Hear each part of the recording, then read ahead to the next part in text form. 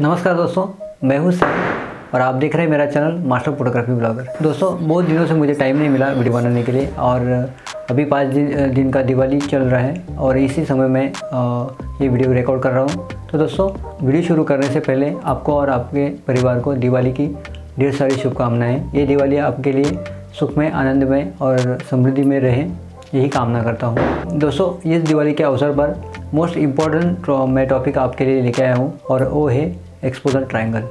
दोस्तों, क्या है एक्सपोजर ट्रायंगल और ये कैसा काम करता है और इसे हमें क्यों समझना चाहिए। ये फोटोग्राफी का बहुत ही बेसिक रूल है और यही रूल से हमारी फोटोग्राफी होती है। अगर ये रूल आप फॉलो नहीं करेंगे तो आपके फोटोग्राफी में बहुत सारी दिक्कत आ सकती है, आपकी इमेज अच्छे से एक्सपोज नहीं हो सकती। तो हमें इस एक्सपोजर ट्रायंगल का समझना बहुत ही ज़रूरी है। दोस्तों, आप दुनिया का कौन सा भी कैमरा लें या कौन सा भी ब्रांड का, कंपनी का कैमरा यूज़ करते हैं तो इनका जो काम होता है सब लगभग सेम ही होता है और इनमें यही रूल फॉलो होता है क्योंकि एक्सपोजर ट्रायंगल जो होता है वो सब में एक जैसे ही होता है। कैमरा इन 3 स्तंभों पे ही काम करता है। तो ये ट्रायंगल क्या है, यही बात करने वाले हैं और यही जानने वाले क्यों ये फोटोग्राफी में मोस्ट इम्पोर्टेंट है। दोस्तों, यही एक्सपोजर पैरामीटर्स है जो हम यूज़ करते हैं, शटर स्पीड, अपर्चर और ISO। इन ट्रायंगल के हिसाब से हमारी इमेज बनती है। तो लगभग देखेंगे वैसे तो कैमरा 18% ग्रे के हिसाब से काम करता है। तो 18% ग्रे दोस्तों हाईलाइट, मिडटोन और शैडो। पुराने ज़माने के जो हम कैमरा यूज़ करते थे वो ब्लैक एंड वाइट ही होते थे। तो एक साइड जो होता था हमारा ब्लैक, एक साइड होता था हमारा वाइट और बीच में जो होता था हमारा ग्रे टोन बनता है। तो यही 18% ग्रे होता है। इसके हिसाब से हमारी फ़ोटोग्राफी बनती है और यही इसका ट्रायंगल या यही इसका एक्सपोजर होता है जो हमें 3 हिस्सों में दिखाई देता है। एक है हमारा शटर स्पीड, अपर्चर और तीसरा है हमारा ISO। तो दोस्तों, आज यही जानेंगे और इस वीडियो में आपको बहुत ही फ़ायदा होगा आपके लिए, क्योंकि अगर आप ये समझ जाएंगे एक्सपोजर ट्रायंगल क्या है और इन्हें हम कैसे यूज़ करना है और हम कैसे अच्छे से इमेज शूट कर सकते हैं या एक्सपोज कर सकते हैं, ये समझने के लिए आपको ये वीडियो एंड तक देखना है। तो दोस्तों, चलो वीडियो स्टार्ट करते हैं।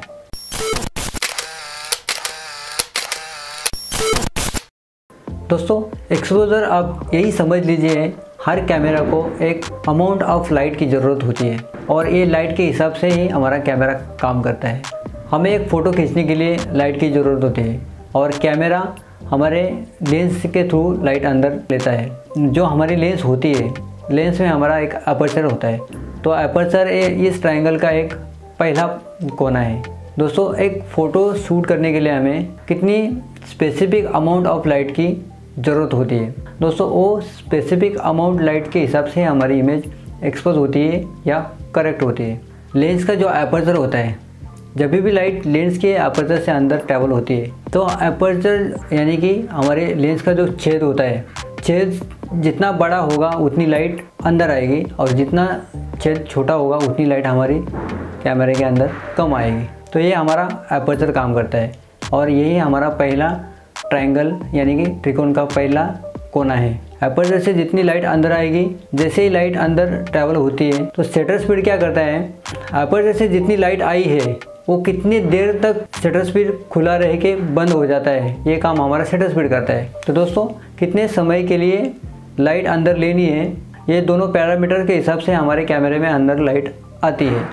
दोस्तों, इसके बावजूद भी हमारे इमेज में अगर लाइट कम होती है तो हम एक्सपोजर ट्रायंगल का जो तीसरा कोना होता है ISO, इससे हम लाइट बढ़ा के हमारी इमेज करेक्ट एक्सपोज करने का प्रयास करते हैं।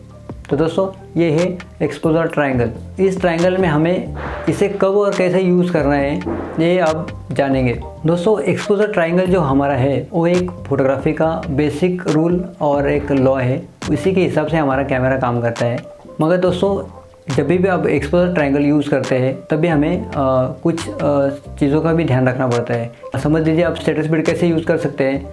अगर आपके सब्जेक्ट में ज़्यादा मूविंग या एक्शन होगा तो शटर स्पीड क्या करता है, हमें अगर एक्शन में फ्रीज करना हो तभी भी हम शटर स्पीड 1/, ज़्यादा यूज़ करके यानी 1/500, 1/800 या 1/1000 इस शटर स्पीड का यूज़ करके हम एक्शन जो भी हमारा मूविंग जो सब्जेक्ट है उसे हम फ्रीज कर सकते हैं। यानी कि वो इमेज जो एक्शन में होती है वो वहाँ पे फ्रीज होती है और वो ऐसा लगता है हमें वो स्थिर है या वो खड़ी है। दोस्तों सब्जेक्ट में हमें एक्शन फ्रीज कराना है या सब्जेक्ट में हमें मोशन लाना है तब हम शटर स्पीड का यूज़ करते हैं। वैसे ही एपर्चर है, एपर्चर का यूज़ हम कैसे कर सकते हैं? एपर्चर का यूज़ हम शैलो डेप्थ ऑफ फील्ड यानी कि ब्लर या बुका टाइप की इमेजेस हम शूट कर सकते हैं। तो एपर्चर से हमें यही करना है, आपके इमेज में डेप्थ ऑफ फील्ड बढ़ाना है और डेप्थ ऑफ फील्ड कम करना है, यानी कि हमें इमेज में सब जो एरिया है वो फोकस में शार्प रखनी है या हमें सब्जेक्ट में एक पर्टिकुलर सब्जेक्ट को फोकस करके बाकी की एरिया हमें ब्लर करनी है, तब हम एपर्चर का यूज़ करते हैं। तो दोस्तों ऐसे ही हमारा ISO है। अगर आप शटर स्पीड और एपर्चर मिला के भी आपको लाइट की इंटेंसिटी कब मिलती है, यानी कि जैसे कि आप किसी बिल्डिंग में या किसी फ्लैट के अंदर आप शूट कर रहे हो और आपको जो फोटोग्राफी का जो लॉ होता है, यानी कि जैसे कि हम आपने शटर स्पीड फिक्स किया, अपर्चर फिक्स किया, उसके बावजूद भी आपको लाइट की इंटेंसिटी कम आ रही है, तब हम ISO को बढ़ा के या ISO को मल्टीप्लाई करके हमारी इमेज जो होती है इसे हम करेक्ट एक्सपोजर कर सकते हैं। यानी कि तब क्या होता है, जब भी हम समझ लीजिए एग्जांपल के लिए 50 mm अगर लेंस हम लगाते हैं या फोकल लेंथ हम फिक्स करते हैं, तो कैमरा का जो फोटोग्राफी का बेसिक रूल और जो लॉ है वो ऐसा होता है 50 mm अगर आप फोकल लेंथ यूज़ करते हैं और हमें शटर स्पीड तब 100 या 125 रखना पड़ता है। ये हमारा कैमरा का एक लॉ है या ये एक रूल है, वो हिसाब से ही हमारा कैमरा वर्क करता है। अगर आप 50 mm लेंस लगाएंगे और उसे शटर स्पीड आप 80 या 50 रखेंगे तो हमारे इमेज में मोशन आ सकता है। यही हमें ध्यान में रखना है। अगर आपकी फोकल लेंथ 50 हो तब हमें शटर स्पीड 100 या 125 रखना है या मल्टीप्लाई करना है। और अपर्चर आप समझ लीजिए उसी समय आप अपर्चर वाइड रखने के बावजूद भी हमें अच्छी लाइटिंग कंडीशन नहीं मिल रही हो, तब हम ISO का यूज़ करके वो इमेज को करेक्ट एक्सपोजर करने का प्रयास करते हैं। तब हमें एक ही चीज़ की ज़रूरत होती है ISO, क्योंकि वो समय ऐसा होता है क्योंकि वहाँ पे लाइटिंग कंडीशन अच्छी नहीं होती है, तब हम ISO मल्टीप्लाई करके वो लाइट को हम बढ़ा के अच्छे से इमेज हम करेक्ट एक्सपोज कर सकते हैं। डेप्थ ऑफ फील्ड यूज़ करने के लिए हम अपर्चर का यूज़ करेंगे और मोशन और एक्शन फ्रीज करने के लिए हम शटर स्पीड का यूज़ करेंगे। तो दोस्तों आपको समझ में आया होगा अपर्चर और शटर स्पीड। तो दोस्तों यही है एक्सपोजर ट्रायंगल। इसे हमें अच्छे से प्रैक्टिस करके आप अच्छी फ़ोटोग्राफी सीख सकते हैं या आप अच्छी फ़ोटोग्राफी कर सकते हैं, क्योंकि ये बेसिक फ़ोटोग्राफी का लॉ है या बेसिक रूल है। अगर आप ये अच्छे से फॉलो करेंगे, कुछ समय आपको अगर अच्छी लाइटिंग नहीं होगी तो भी आप अच्छे से इमेज आपकी एक्सपोज कर सकते हैं।